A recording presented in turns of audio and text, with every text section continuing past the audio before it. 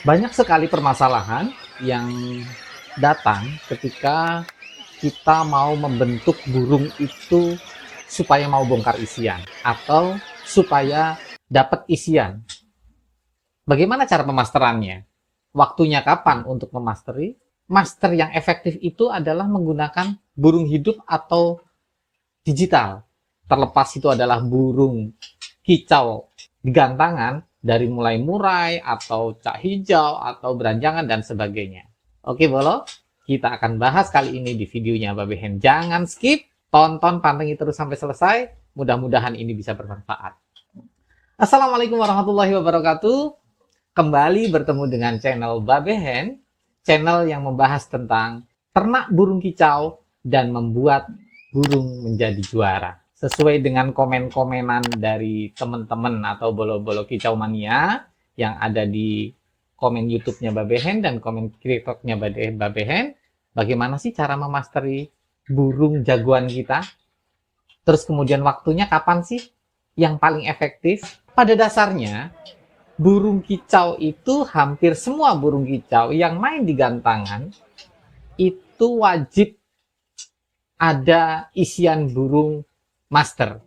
Burung master tentunya bolo-bolo kicau mania sudah pada paham. Banyak sekali burung master yang untuk menjadi isian burung jagoan kita. Dari mulai cililin, cucak jenggot, kapas tembak, lovebird, kenari, dan sebagainya. Di samping burung itu juga biasa dilombakan di gantangan. Kapan waktu yang efektif untuk memasteri burung? Banyak sekali para jagoan-jagoan atau para suhu-suhu atau master-master gantangan, jawara-jawara, mereka memulai memasteri burungnya itu mulai dari trotol, mulai dari piyi, bahkan mungkin dari mulai loloh. Kenapa demikian? Karena ketika dia masih di loloh, tingkat rekamannya itu lebih cepat. Dia lebih cepat untuk merekam isian-isian yang dia dengar. Bahwa burung trotol bisa menjadi satu alternatif untuk mengisi masteran secara efektif. Walaupun memang kelemahannya adalah ketika kita memasteri burung mulai dari trotol, waktunya memang butuh agak lama, Bolo. Paling tidak 1 kali mabungan 1 tahun atau 1,5 tahun sampai 2 tahun. Itu baru bisa kita gantang.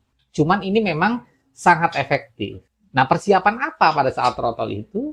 Karena burung yang masih trotol, burung yang bisa menerima suara burung lain, menirukan suara burung lain atau mastering, itu adalah burung yang satu syaratnya adalah sehat dan cerdas. Artinya, burung itu betul-betul dalam kondisi yang sehat betul, nutrisinya terpenuhi, dan dia juga cerdas, belum. Ketika masih trotol, kita bisa memberikan nutrisi untuk otak si burung itu supaya burung itu cerdas. Cara alaminya, kalau vitamin mungkin banyak di pasaran kita, vitamin apa saja. Babe Hen tidak akan menyebutkan salah satu merek vitamin itu. Tapi salah satu dari nutrisi yang dibutuhkan untuk burung trotol supaya cerdas itu menggunakan minyak ikan, belum. Terus, bagaimana sih sistem pemasteran yang baik? Metode pemasteran itu ada. Salah satunya adalah menggunakan burung hidup. Burung master harus gacor, gitu.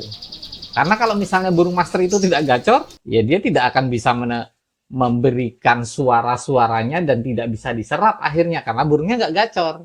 Metode yang kedua, bisa menggunakan digital atau MP3. Kalau bahasa lainnya supersonik. Itu juga bisa kita gunakan secara terus-menerus, tapi dengan catatan kita menggunakan volume yang tepat atau waktu yang tepat pula, sehingga itu juga mudah diserap oleh burung jagoan kita. Setidaknya suara atau kualitas suara dari MP3 atau supersonik kita itu mendekati burung asli, sehingga mudah diserap. Yang selanjutnya bagaimana? Bisa kolaborasi. Jadi dari menggunakan burung hidup juga iya, menggunakan MP3 juga iya. Nah, itu kita kolaborasi. Nah, kita bahas satu-satu. Tadi Mbak Ben sudah sampaikan bahwa waktu yang efektif itu mulai dari throttle. Dengan kelemahan dia kita punya waktu yang agak lama. dan kita butuh konsisten. Itu yang pertama. Tapi tidak menutup kemungkinan burung yang sudah berumur atau sudah tua, ya sudah mabung 1 kali atau mabung 2 kali, itu juga masih bisa kita masterin, bro. Selama dengan catatan itu tadi, kita cari bakat burung yang betul-betul cerdas. Bukan berarti burung yang tidak cerdas tidak bisa dimasterin. Bisa juga, cuman kita juga butuh waktu yang lama ketika burung itu tidak cerdas. Misalnya, burung yang cerdas itu kita masterin selama 14 hari atau 2 minggu itu dia sudah bisa masuk masternya, isian dari master itu. Tapi untuk burung yang kurang cerdas itu bisa sampai 1 bulan atau 2 bulan atau bahkan mungkin 3 bulan baru bisa masuk, bro. Nah, itu juga butuh perawatan yang konsisten.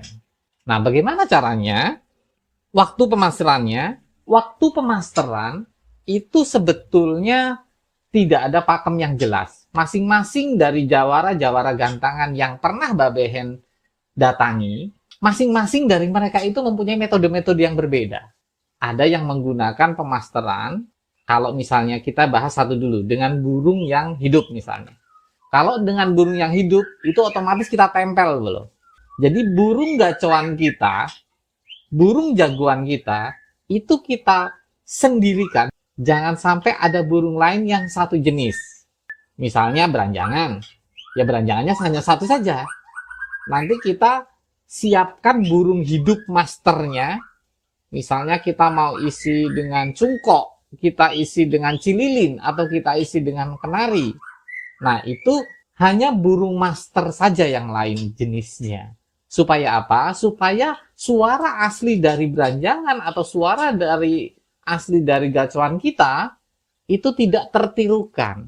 Yang ditiru adalah burung master yang kita dekatkan, yang kita harapkan. Nah, kalau dengan burung hidup kita tempel terus saja, bro. Kita tempel saja, jadi tidak ada satu waktu yang harus jam sekian dengan jam sekian, tidak. Karena burung hidup itu nalurinya adalah ketika dia pagi akan bunyi, di sore hari dia akan bunyi. Waktu yang tepat biasanya di pagi hari jangan lupa kita embunkan ketika kita mau memasteri burung. Pagi hari kita sudah keluarkan, kita buka kerodong, ya kita kasih jangkrik 1-2 ekor atau kroto, itu kita buka, kita embunkan, kita tempel dengan burung masteran kita, walaupun tidak langsung ditemukan.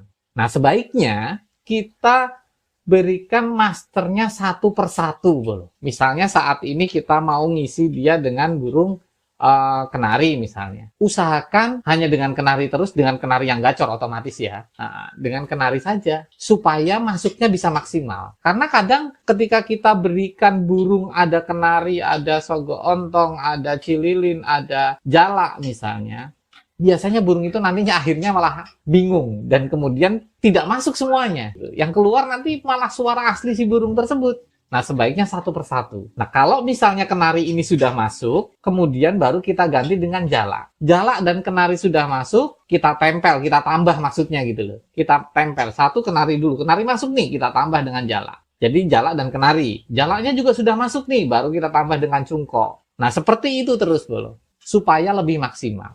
Untuk masalah waktu, burung hidup tidak ada waktunya.